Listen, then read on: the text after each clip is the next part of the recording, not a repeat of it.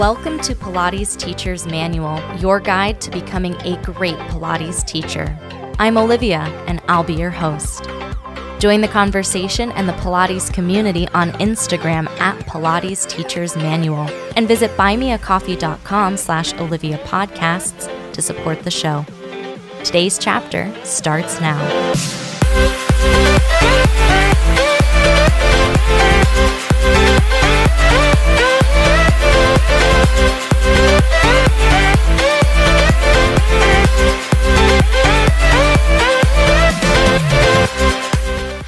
Hello, everybody. Welcome back to the podcast. Today, we're going to be talking about the etiquette of covering classes and how to be a great sub when you are covering classes.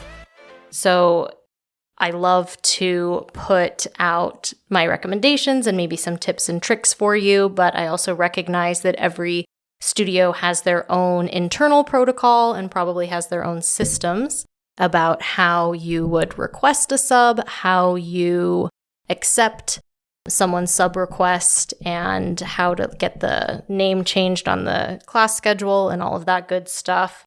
I've worked for studios where you are responsible for finding your own subs and you just have the phone numbers and emails of the teachers and you just reach out to them individually and then ask them to cover your classes.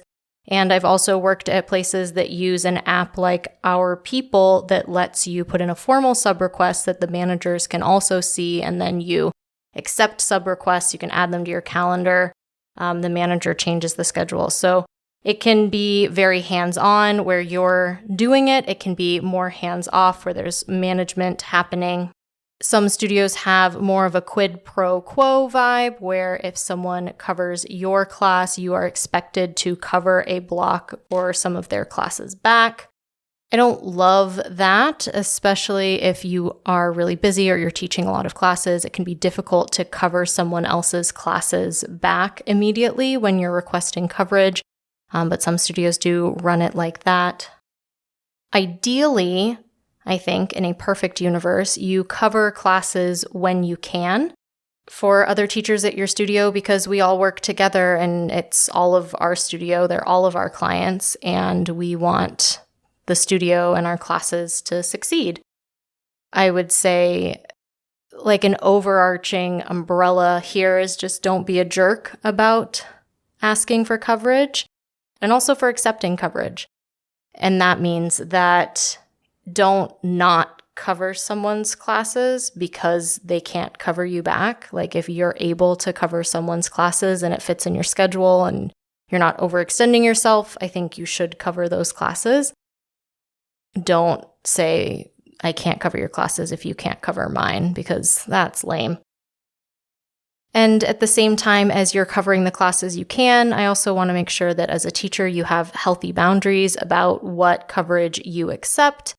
And that, in case of emergency and things, of course, there's going to be extenuating circumstances sometimes, but accepting classes that are a good fit in your schedule that you can cover. But if it's like a 6 a.m. on the other side of town and you have to be back on your side of town to teach at 8 a.m., maybe covering that one class is not something you can do, and you shouldn't feel guilty about not being able to cover it, but cover classes when you can. There should be, I think, a little bit of a team spirit there. Don't take on more classes than you can handle in your schedule. Sometimes you're available, but you're not available because you're teaching, 6 other classes that day. So make sure that you're always making time for yourself. You don't want to feel spread too thin, especially around holidays and in the summer when people are tending to look for a lot of coverage because teachers are going on vacation or they have plans.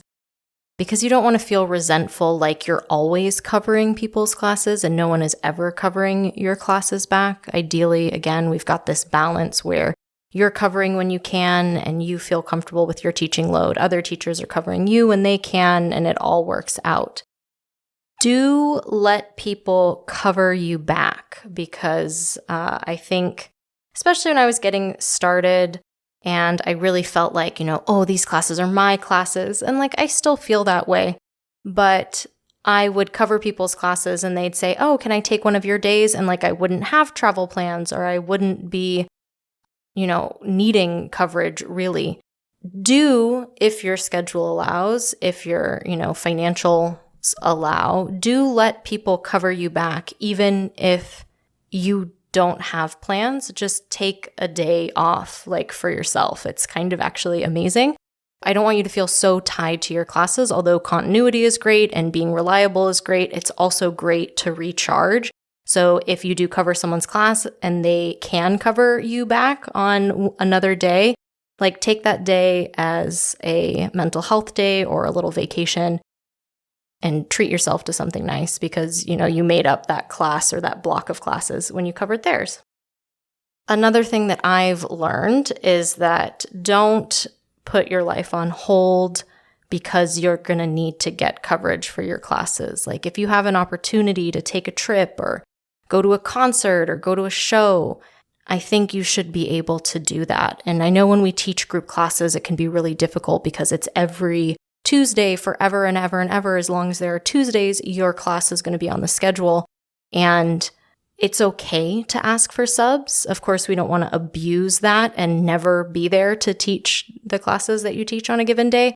But it is okay to take time off and have someone cover your classes so that you can go do something. Or again, just so that you can have a long weekend or an extra day to yourself. Like it's totally fine.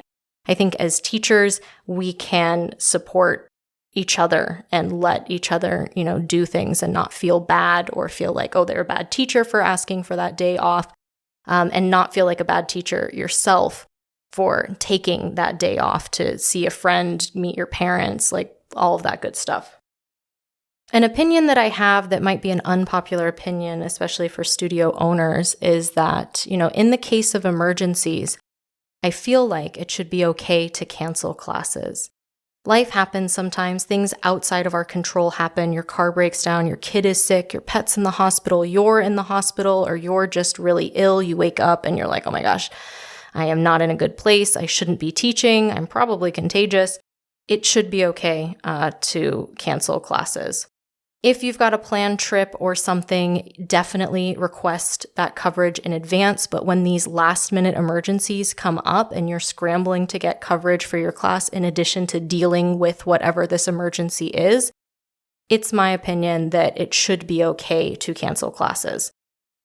The proper channels and the protocol doesn't always work on short notice. All of us as Pilates teachers are not standing by for another teacher to be sick so that we can step in and take their classes. It just doesn't always work.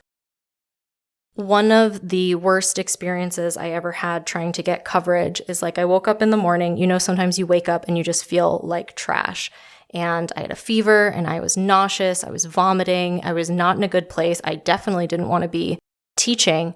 And I spent 6 hours emailing and texting and calling people and trying to get people to cover my classes that evening. And then, a manager asking, well, can you still come in and teach the first 2? And I was just like, no, no, I can't. That was just gross. If you do what you can, and I would even say that the calling and texting was definitely not helping me recover. And then when I finally got coverage for my 4:00 class at 2 in the afternoon, I was like, great. And this was work. This was more stressful than if I had just gone. And I mean, especially post-COVID, we shouldn't be coming in to teach when we're sick. I know when you teach the early morning classes, if you do wake up and you're sick, sometimes you're I'm just going to power through, but we really shouldn't have to do that. I know that studios are businesses and they want to make money and they want to be reliable to their clients, and we don't want to cancel classes all the time.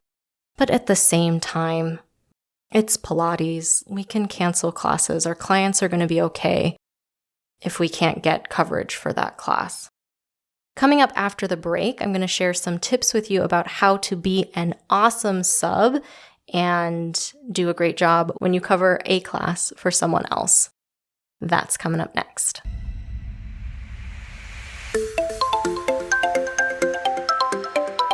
Hi there. I hope you're enjoying today's chapter so far. There's great stuff coming up after the break too.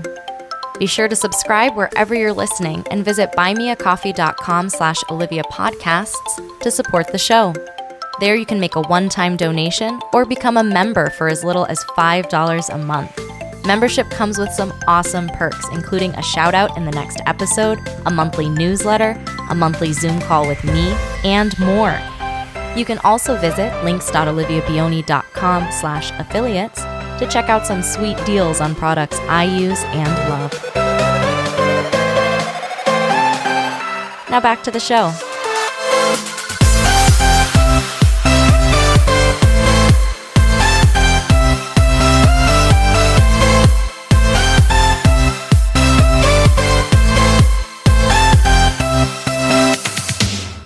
All right, I've got for you all of the tips and tricks I've learned and tried when it comes to covering classes and being awesome as a sub.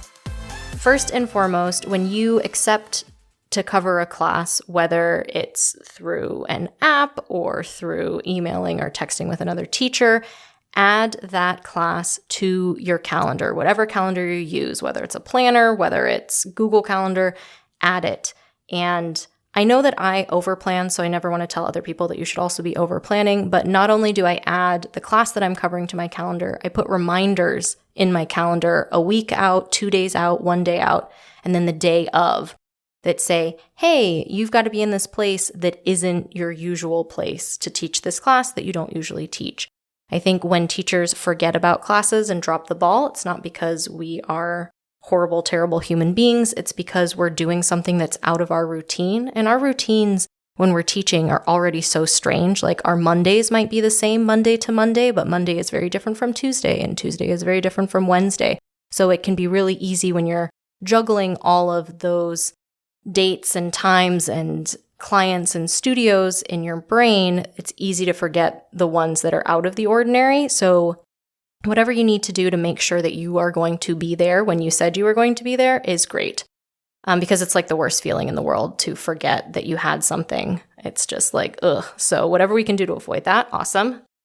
You might reach out to the teacher whose class you're covering and ask, is there something you're working on? Is there like a piece of equipment that you're focusing on or something like that? In group classes, it can be like, nah, I just show up and teach whatever.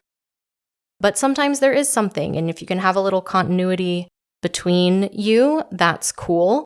For one-on-one sessions, when you're teaching private clients, I always ask for a super detailed rundown of how that session looks, because private sessions can look vastly different between clients. And once I get that rundown from the teacher, that is what I teach if I'm covering a private client. I'm not here to reinvent the wheel. I'm not here to be cutesy and creative. Like, I am here to follow the program that you're working on, and I can share insights or things that I see, but I'm not trying to shake things up. I'm trying to, maintain the routine and rhythm for that client. Another really big thing is accepting that you are not the teacher whose class you're covering. So you don't have to try to be that teacher. You don't have to play their music. You don't have to have their energy. You don't have to talk the way they talk or move the way they move. You can be yourself and cover classes. It's actually much easier to be yourself and cover classes than it is to try to be the person who you're covering for. I always tell people when I'm covering a class, hey, I'm Olivia. I'm not so-and-so whose class this usually is, but we're still going to have a lot of fun together doing this Pilates thing. If I cue things a little differently or say things a little differently, it's all Pilates. Let's see where this takes us. So you're just very upfront about the fact that it might be different. Actually, it will definitely be different because it's a different teacher. You know that, clients know that, but stating the obvious is important because people are creatures of habit and they may have always done something the same way. And even though you're not looking to shake it up, you're just different. So giving that kind of disclaimer at the beginning that says, look, I'm not this person, but we're still going to do Pilates together, I find breaks the ice really nicely. Another thing you can do when you have requested coverage is to really hype up your subs. Tell your clients at your usual time, hey, I'm going to be out of town next week, but this other teacher's covering the class and they're awesome. I've told them what we're working on and they're going to take care of you. You're going to be in good hands.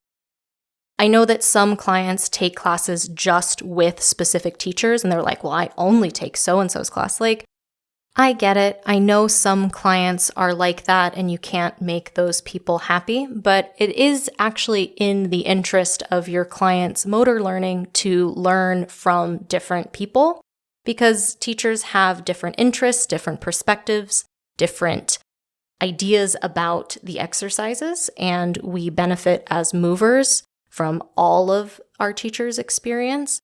And so you can tell sometimes those difficult clients, this is a great opportunity for you to see how well you really know what we've been working on because you're going to be hearing about it from someone who's going to use slightly different cues or get into exercises different way or make different connections between the exercises. So it's actually really great that you're going to be learning from this other person. Lastly, maybe not lastly, but lastly for this episode, I think it's important to keep in mind both as the teacher who's asking for a sub and as the sub who's coming into the class, that a sub teacher is not less than the usual teacher. Sometimes the word sub has a negative connotation, like, oh, well, this is just someone who's covering the class. It's like not the real teacher, but you are the real teacher when you're teaching it. You are the teacher, like that's what it is.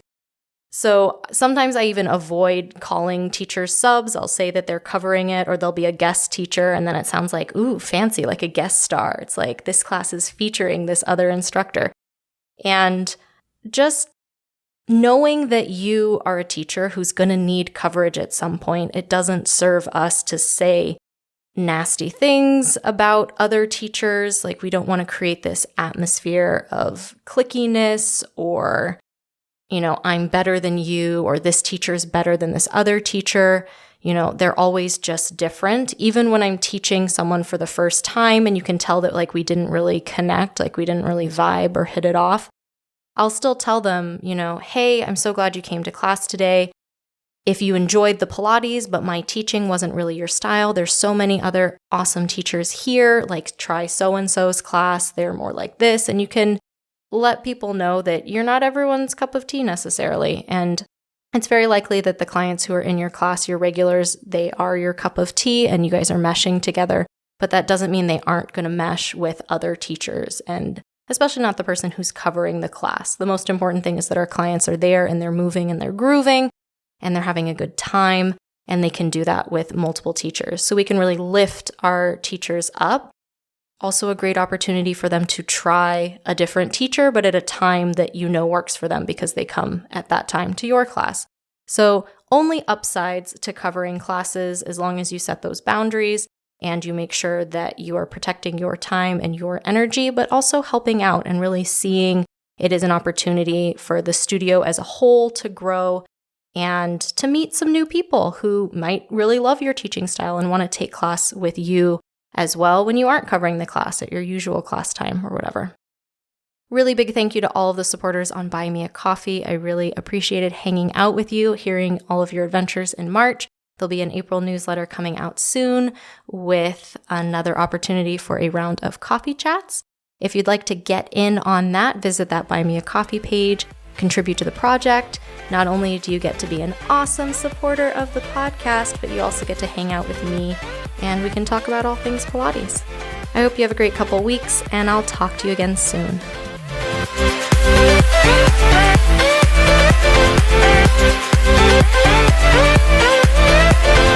Thanks for listening to this week's chapter of Pilates Teacher's Manual, your guide to becoming a great Pilates teacher. Check out the podcast Instagram at Pilates Teacher's Manual, and be sure to subscribe wherever you listen. For more Pilates goodness, check out my other podcast, Pilates Student's Manual, available everywhere you listen to podcasts. The adventure continues. Until next time.